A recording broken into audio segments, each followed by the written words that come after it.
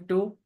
Question is let x equal to m by n. M and are co-prime natural numbers. Be a solution of the equation cos within bracket 2 sin inverse x equal to 1 by n. And let alpha beta where alpha is greater than beta be the roots of the equation mx square minus nx minus m plus n equal to 0. Then the point within bracket alpha beta lies on the equal to 1 by 9. Now what we will do here, let sin inverse x equal to theta, which implies x is equal to sin theta. अब sin inverse x equal to 1 by 9. Now we know that cos 2 theta sin square theta, which implies we minus cos 2 theta minus cos 2 theta. Cos 2 theta की value क्या है 1 by 9, तो it will be 1 by 9. तो 9 plus minus 2 by 3 equal to 2 by 3. Here sin theta will be equal to 2 by 3. Why? Because natural number की बात हो रही है. And n is equal to 3. We put 2, so it will be 2x square. In place of n, we will put 3, so it will be equal to 0. Plus 1 equal to 0. Minus 1 common, x minus 1 equal to 0.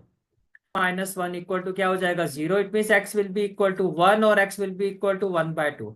अब as per question alpha is greater than beta, जो roots है उसमें जो alpha है वो beta से बड़ा है. इसका मतलब ये हो गया कि alpha will be equal to 1 and beta will be equal to 1 by 2.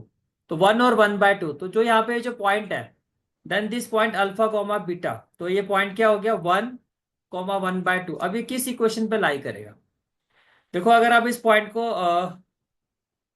यहाँ पे रखोगे तो 3 1 जा 3, ये हो जाएगा प्लस 2 5, तो इसको तो इस पर तो लाई करेगा नहीं.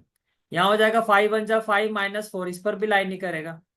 3 1 जा 3 और माइनस 1, इस पर भी लाई नहीं करेगा. यहाँ देखो x की जगह 1 रखो, 5 1 जा 5 प्लस 4 9, ये आपका आंसर होगा.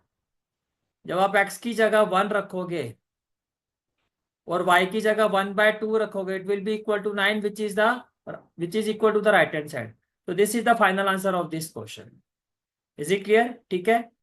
Now the next question is, and this question is from 31 Jan shift 1 2024.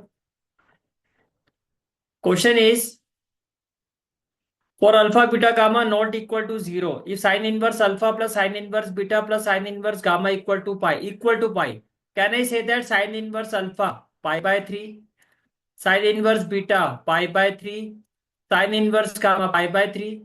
In that case it will be equal to pi. For the complete analysis of this lecture, click the link given on the screen. Thank you.